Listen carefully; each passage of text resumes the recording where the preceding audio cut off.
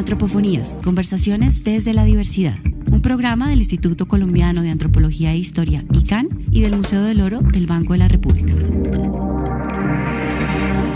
Hola gente, bueno, les damos otra vez la bienvenida a esta nueva emisión de Antropofonías, el programa radial del Museo del Oro del Banco de la República y del Instituto Colombiano de Antropología e Historia. ¿Se imaginan ustedes que ese barrio donde crecieron, donde jugaron, donde su familia hacía mercado y donde se juntaban en diciembre, de repente dejara de existir y se transformara en un tumulto de turistas?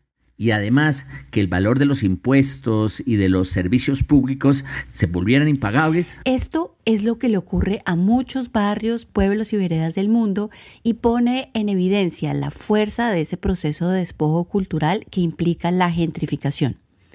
Hoy conversaremos sobre quizá uno de los más claros ejemplos de desplazamiento de población que hay en Colombia por causa del turismo masivo y la manipulación inmobiliaria.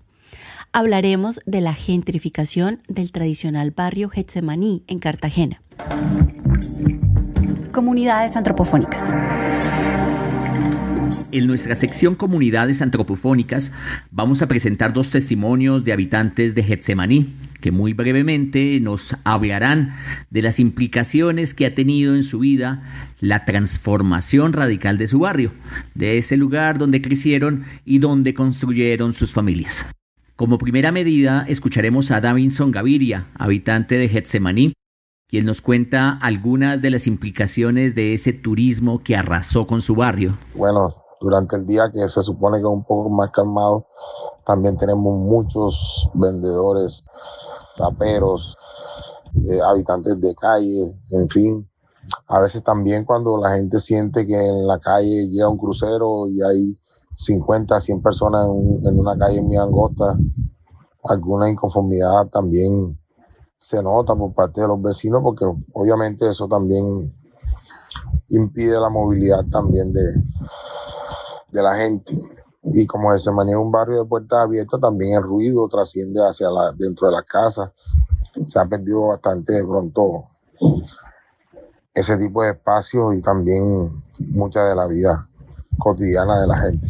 Jorge Ruiz es líder del barrio Getsemaní y nos cuenta que el problema de la gentrificación se remonta incluso a décadas anteriores, agudizándose a partir del año 2013, cuando comenzaron a llegar foráneos con proyectos inmobiliarios que poco a poco se fueron adueñando de su barrio. Sí, hay mucho que ver con el boom inmobiliario a partir del 2013 hacia acá y después la turistificación. Eso también muy propicio de todos estos pudientes extranjeros, locales y de todo el mundo. Si no logramos frenar esto, dentro de poquito ya no habrá nadie, como lo que pasó en San Diego y el centro, ¿verdad? Entonces, yo cuando toco este tema, la verdad es que ya ni entiendo a veces ni qué me da. Getsemaní resiste.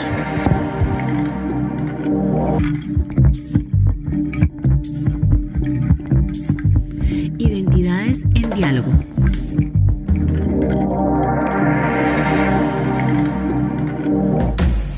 Para hablar de esta problemática, que no es un asunto menor, puesto que afecta las relaciones sociales y familiares, los procesos de socialización y también las relaciones económicas construidas por décadas, tenemos un invitado que viene trabajando desde hace años este tema. Conversaremos con Patrick Morales. Él es antropólogo, investigador y consultor, quien también se desempeñó como director del Instituto de Patrimonio Cultural de Bogotá. En la actualidad, Patrick viene trabajando algunos de los procesos de resistencia y búsqueda de salidas a la gentrificación de Getsemaní. Hola Patrick, bienvenido a Antropofonías. Es un placer que nos estés acompañando hoy aquí. Hola, muchas gracias por la invitación al programa. Bueno, Patrick, muchas gracias también. Bueno, sobre todo quisiera pedirte que nos cuentes qué es la gentrificación, de qué se trata. Es una palabra a veces extraña. Bueno, la gentrificación es un término que viene acuñado desde hace por lo menos 30, 40 años y de manera sencilla lo que implica es el reemplazo de una población local por otra población en un entorno urbano normalmente, y esa población normalmente tiene un poder adquisitivo más alto que la población que se desplaza. Es el reemplazo de la población local. Uh-huh. Vamos a hablar de un caso particular, que es el caso de Cartagena, el caso de Getsemaní. Entiendo que has hecho una investigación profunda en esa región, en esa zona, en ese barrio que conocemos como Getsemaní. ¿Qué sucede? O sea, entendemos que está el centro histórico, ¿verdad? El centro histórico se vuelve un centro patrimonial. ¿Eso afecta el barrio de Getsemaní o cuál es la relación entre patrimonializar el centro histórico y el barrio justo al lado? Wow, esa es la gran pregunta y tal vez el caso Cartagena es un buen laboratorio para contestarte porque la respuesta puede tener varias aristas. Digo que Cartagena es un laboratorio interesante porque en Cartagena se puede entender un primer tema que a mí me parece importante, que habíamos conversado en otros espacios también con el Instituto Colombiano de Antropología e Historia, y son las continuidades de las violencias coloniales en clave, digamos, de segregación socioespacial y de racialización y, digamos, de segregación racial. Cartagena en eso es un laboratorio muy interesante porque es que Getsemaní, que es el barrio que hace parte del centro histórico, digamos, que hace parte de la declaratoria del centro histórico. Hay una declaratoria del 59 y la declaratoria de la UNESCO del 84. Getsemaní hace parte de ese barrio, pero siempre fue, cuando tú lo buscas en crónicas, aparece como el arrabal, ¿verdad? Y arrabal es una palabra que etimológicamente es lo que está afuera. Entonces Getsemaní siempre tuvo una situación un poquito marginal. Las autoridades ya de la colonia no sabían muy bien qué hacer con Getsemaní porque era un lugar donde, pues, digamos, era el puerto donde pues, desembarcaban todos los esclavos que venían pues para todas las Indias, digamos, para América completa, un puerto muy importante, pero también era un lugar donde vivían artesanos, marineros que llegaban y que estaban 2 o 3 meses, un puerto, digamos.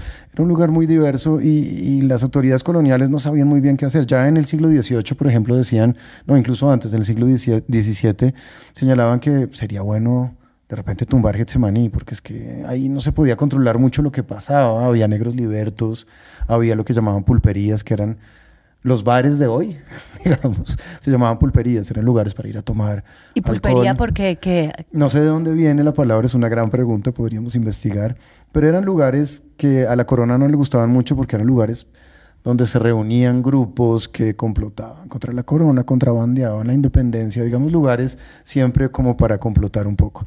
Entonces Getsemaní tenía una posición un poco rara y un poco fuera del sistema y no sabían muy bien qué hacer con él.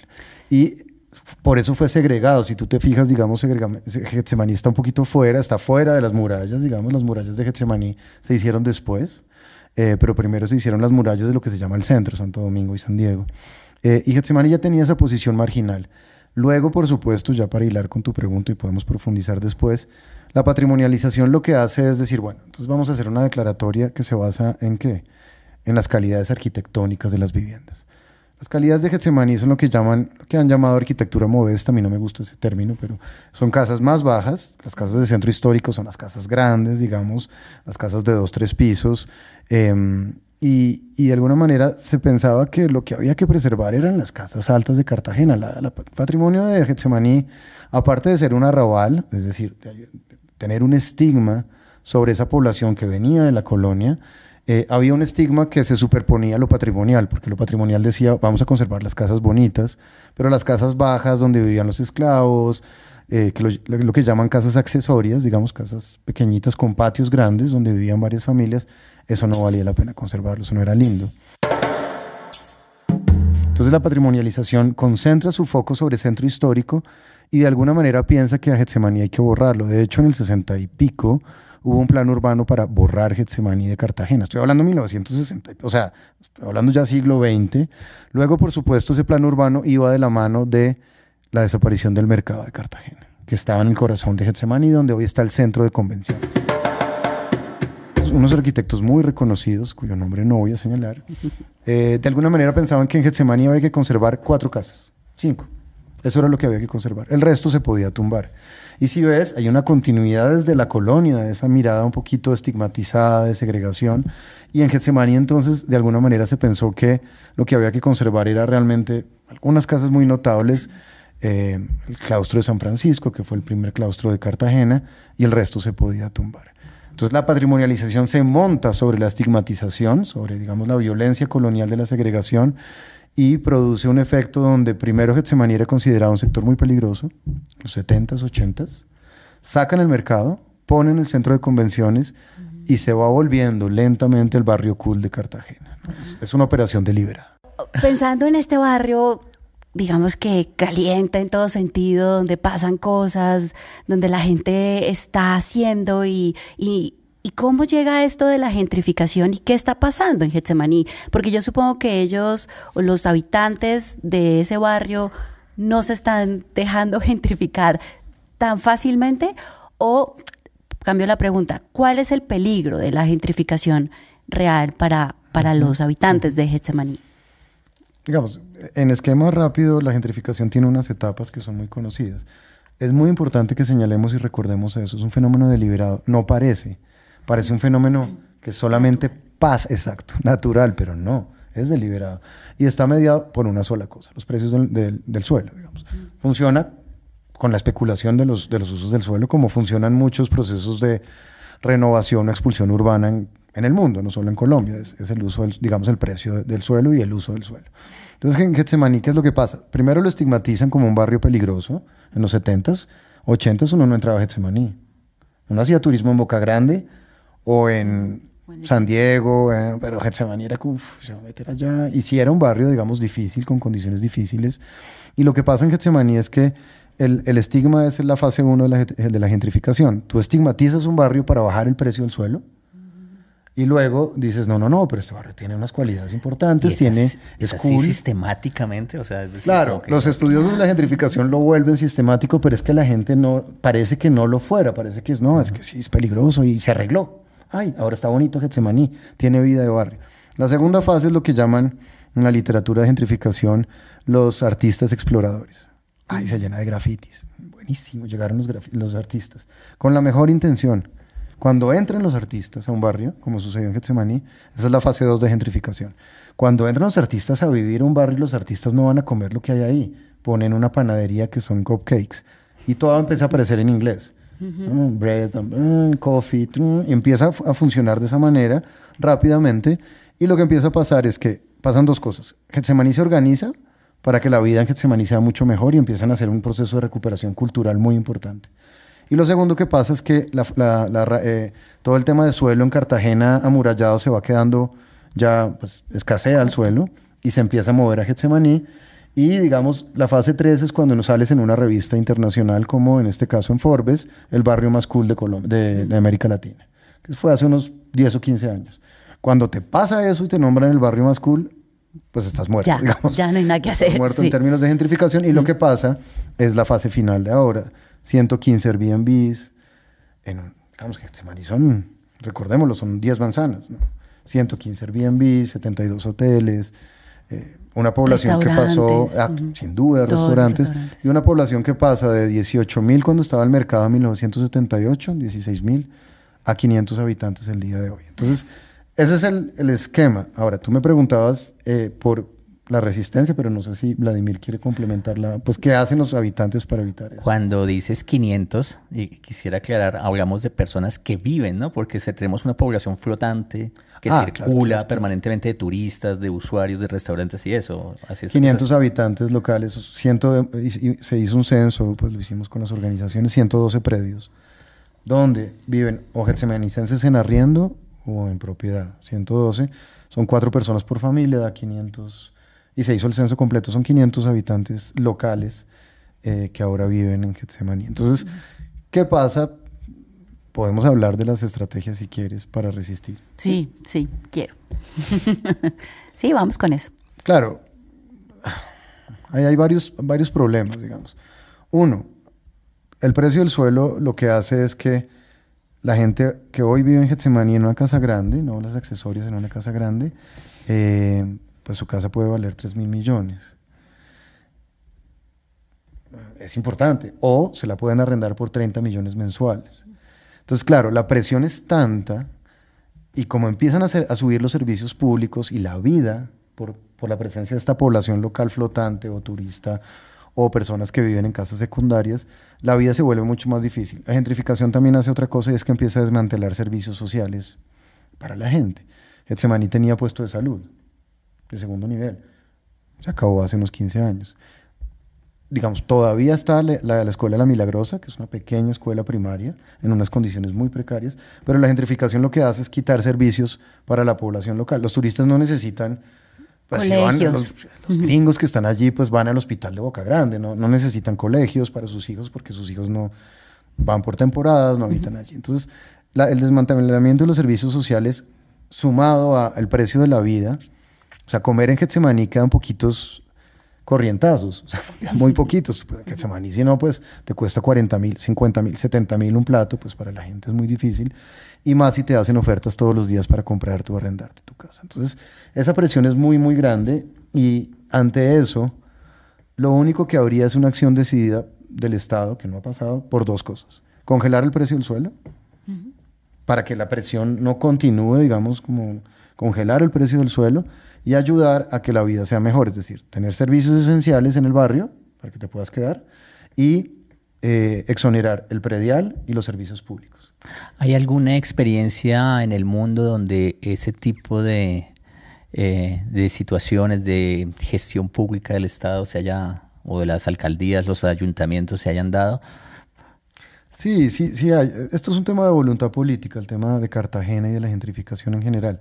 ¿Qué pasa en Bogotá? En Bogotá, para los propietarios de bienes de interés cultural, es decir, inmuebles declarados como los de Getsemaní, no pagan predial si viven ahí, o sea, tienen exonerado el predial y el servicio público está equiparado a 1. Estrato 1. Eso no está pasando en Cartagena. Pasa en Bogotá, por ejemplo, se puede hacer. Además, está en la Ley General de Cultura, se debería poder hacer. Se puede exonerar el predial. En Getsemaní están pagando 7 millones de predial, 2 millones mensuales de luz. Eso no lo paga nadie. En Bogotá no pagamos 2 millones. Sí. Por más aire acondicionado, que no lo tienen los de Getsemaní, o tienen muy pocos, no pagas eso. Hay un montón de cosas deliberadas que lo que hacen es que tú ya no resistas más en el barrio. Esto sumado a que ya no tienes dónde jueguen los niños, en la Plaza de la Trinidad, en los callejones, porque es que nadie va a soltar un niño con una carga flotante de 10.000 turistas al día. Claro. Ya no hay domingo, ya no hay sábado, todos los días en Getsemaní hay mucha gente alrededor.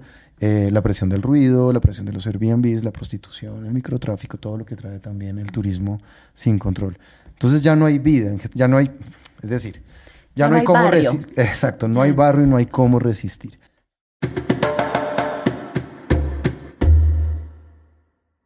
Por eso los de Getsemaní le están apostando hoy a una última esperanza, que puede ser el laboratorio más interesante de gentrificación en Colombia. Si esto sale bien, podría funcionar, y es un proyecto que, precisamente como tú decías, se llama La Resistencia de Getsemaní. Es un proyecto privado. O sea, lo financian privados. Privados, que compraron el lote más grande de Getsemaní, que es muy raro que en centros históricos haya todavía lotes grandes por el precio del suelo. Pero en Getsemaní hay varios. Hay varios lotes grandes. Los grandes. parqueaderos gigantes, sí. Estamos hablando de 24 millones metro cuadrado, que es el más caro de Colombia, y era un lugar donde estaba la jabonería Lemetri, una famosa jabonería cartagenera. Ya ahora hay un parqueadero, lo compran unos privados y dicen vamos a hacer vivienda. No en propiedad, porque vamos a evitar Airbnb. Vivienda en arriendo para getsemanicenses que quieran regresar al barrio, con un precio de 1.200.000 pesos, todo incluido. Wow. Que eso nunca lo encontrarías. Buenísimo. Con los más altos estándares internacionales de diseño. Un proyecto rarísimo, o sea, que haya un empresario cuyo el empresario estuvo detrás del hotel de 7 estrellas que va a abrir en Getsemaní. En unos 6 meses abre el Hotel Four Seasons de Getsemaní, que es todo el centro de Getsemaní, Claustro San Francisco, los teatros, Club Cartagena. Ese hotel puede ser la estocada final de Getsemaní, porque no estamos hablando de 5 estrellas, estamos hablando de 7 estrellas. Esto no es Santa Clara ni Santa Teresa. Esto ya es un nivel distinto, nivel internacional. y puede ser la estocada. Ese empresario es el mismo que está es construyendo. el mismo que dijo, ¿yo qué estoy haciendo con mi vida? Y voy a hacer este proyecto privado. ¿Cuántos años tiene ya? Le dio un remordimiento. Le dio un remordimiento y está haciendo un proyecto entonces Ok. que ya comenzó, ya está en fase preconstructiva. Y aquí el debate es, bueno, ¿quiénes van a vivir ahí? ¿Cómo seleccionar a los getsemanicenses? ¿Cómo poner reglas de juego para que esto funcione? Y cómo evitar que este proyecto de 300 viviendas, poco menos, no se vuelva un gueto. Si Claro. el barrio se gentrifica, esto se vuelve un gueto y un museo. Pero si el barrio se sostiene, este proyecto tiene sentido. Pero mientras este proyecto se construye, que son 3 años, el mes pasado salieron 3 familias más de Getsemaní. Digamos, es tan rápido el ritmo que... Pero, digamos, de ocurrir, yo pienso a priori que lo que ocurre, lo que empezaría a suceder es que, pues, teniendo ese entorno turístico, la gente que sea repoblada, vamos a decir allá, en este lugar, encuentre que el turismo también es una forma de vida. Seguramente se van a prestar unos servicios culturales, es decir, de alguna manera se va a volver un lugar turístico con esa gran cantidad de gente durante las 24 horas. Es decir, la vida de barrio, ahí sí ya, por más que sean los de Getsemaní viviendo, dejaría de existir. Por la misma presión que tiene alrededor, Sí, ¿o no? sí. Digamos, lo otro que está pasando de la mano de la resistencia de Getsemaní, el proyecto privado, es que se radicó ante el ministerio, las organizaciones de Getsemaní radicaron ante el Ministerio de las Culturas digamos, el Plan Especial de Salvaguardia, que es el instrumento de gestión patrimonial para declarar la vida de barrio de Getsemaní como patrimonio de Colombia. Eso ya está ahí, listo, terminado, cerrado. Faltan como el paso a Consejo Nacional de Patrimonio y la declaratoria de la vida de barrio. Esta declaratoria de la vida de barrio, como tú dices, es una declaratoria más política que otra cosa, porque la vida de barrio de Getsemaní, incluso con la resistencia funcionando, es decir, con estos repoblados Getsemaní, ya es muy difícil que haya una nueva vida en Getsemaní también, porque, entre otras cosas, perdieron, por ejemplo, algo que era muy importante, se lo quitó el Centro de Convenciones de Cartagena, el acceso al mar. El mercado, por supuesto, y en el mercado estaba el acceso al mar. Esto se volvió un parqueadero, ustedes lo ven en la calle del Arsenal. Entonces, digamos que la declaratoria de vida de barrio de Getsemaní y la resistencia son las 2 últimas herramientas que están probando los de Getsemaní. Yo no sé si es una comparación posible, pero es la comparación que tengo más cercana y es lo que sucede en Bogotá, en el barrio La Macarena, La Perseverancia y el barrio abajo que se llama San Diego. Yo viví muchos años en La Macarena y sentí esa gentrificación. El barrio San Diego empezaron a construir edificios de 7 millones el metro cuadrado, al lado de La Perseverancia. El mercado de La Perseverancia, que siempre fue mi mercadito donde yo iba, es imposible ir ahora. O sea, ir allá, los restaurantes están siempre repletos. Uno iba antes un domingo a tomarse un caldo, hoy trata de entrar un domingo a ese mercado. Es dificilísimo. Y creo que lo que dices es cierto. O sea, esa vida de barrio ya es imposible. Pero fíjate que aquí en Bogotá, digamos, ahí existe La Perseverancia, sí que es un pueblo de resistencia, un barrio de resistencia. Y ellos han mantenido muy cerrado su entorno, aunque alrededor todo está gentrificado. ¿Cuál sería la explicación acá? O sea, ¿qué pasó diferente entre La Perseverancia y Getsemaní? Sí, es una comparación viable, Sí, no sí. sé. No, La Perseverancia tiene, por ejemplo, también historias muy similares en términos de un barrio con una identidad muy arraigada en términos de la cervecería, digamos, el arraigo de una cierta cultura obrera, como queramos llamarlo. Sí. Ahora, la diferencia ¿cuál es? Es que Cartagena tiene una presión inmobiliaria muy distinta a la de Bogotá. Por más de que Centro Histórico Bogotá tenga presión también de hoteles, el precio del metro cuadrado y el negocio de Cartagena ya es transnacional. Digamos que es que, ¿ves? Okay, es otro digamos, nivel. es un nivel de intensidad distinto, que solamente está regulado por una razón, y es precio de metro cuadrado. Es que 24 millones es muy difícil. Y si le dices a una persona a La Perseverancia, yo le compro la casa, pues tal vez en La Perseverancia los precios no están tan altos. Es que en Getsemaní, para un habitante, si le dicen yo le voy a dar 3.000 millones ya, él dice, yo puedo resolver muchas deudas con esto. Ahora, el problema es que son 7 hermanos. Suena un montón de plata, pero repártelo entre 7 hermanos, paga deudas y vete del barrio. ¿Y el Estado está consciente de esto y está tratando de avanzar, o realmente no hay un interés político? Pues en este momento están pasando dos cosas interesantes. La declaratoria de vida de barrio, que la hicieron las organizaciones, no la hizo el ministerio, no tuvo mucho que ver con eso. El distrito un poquito en un momento de la declaratoria. Y una cosa que sí puede ser un hito en Cartagena es, se supone que se debería entregar en este mes el Plan Especial de Manejo y Protección del Centro Histórico de Cartagena, que es el instrumento patrimonial que lleva 20 años en elaboración en Cartagena. No hay instrumento de patrimonio en Cartagena. Patrimonio de la Humanidad, UNESCO, no hay normativa patrimonial en Cartagena, salvo la del 50 y pico. Y uno se pregunta ¿por qué? Pues porque a nadie le interesa. O sea, el negocio es tan grande y la presión es tan grande que no hay instrumento. En Santa Marta hay PEMP, en Bogotá Centro Histórico hay PEMP, en Barichara hay PEMP. Cartagena no tiene PEMP. O sea, instrumento patrimonial propio. Si eso parece que ahora sí se va a terminar. Y si eso pasa, probablemente funcione, porque ahí lo que haces es, acá ya no se pueden poner bares, aquí no se pueden poner hoteles, aquí no. ¿Ves? Empiezas a delimitar mejor los usos de suelo. Y puede servir quizás también para otros contextos de la ciudad que están en peligro de gentrificación, por ejemplo, Boca Chica. Podría servir podría servir como precedente. Este PEMP es para el área de centro histórico, ¿no? Declarada. Pero como tú dices, estos instrumentos pueden servir de inspiración a otras gentrificaciones que tú me preguntabas, Boca Chica. Y lo raro es que la gentrificación se está moviendo hacia Basurto. La gentrificación ya está saliendo del centro histórico. Entonces, pues ahí sí ya, digamos, los cartageneros cada vez van a estar más lejos del patrimonio. De Cartagena patrimonial. De Cartagena, sí. Están arrinconados cada vez más. Sí.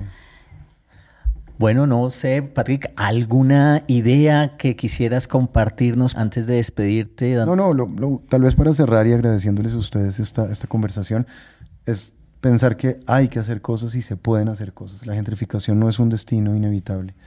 La pérdida de Getsemaní, la vida de barrio Getsemaní, es como cuando se pierde una lengua indígena, un universo de sentido. Getsemaní es un universo de sentido de 4 siglos de profundidad. Y lo estamos perdiendo por el valor del mercado, digamos, por la presión del mercado, no por nada más. Patrick Morales, muchas gracias por habernos acompañado en Antropofonías. Muchas gracias por la invitación. Nos vemos una próxima ocasión. Ojalá para hablar de algo más bonito y que nos traiga más ilusiones. Ojalá. Vale, gracias. Chao. Gracias. Mezcla y sonido directo, Nicolás Romero. Diseño sonoro y masterización, Daniel Morales. Redes sociales, Silvia Aragón. Edición, Vladimir Montaña. No olviden que pueden estar al tanto del tema de la próxima semana a través de las redes sociales del Museo del Oro y del ICANN. Si quieren escuchar todos los episodios, descarguen ya la app de Radio UNAL. No se pierdan Antropofonías todos los domingos a las 11:30 de la mañana por Radio UNAL 98.5 FM.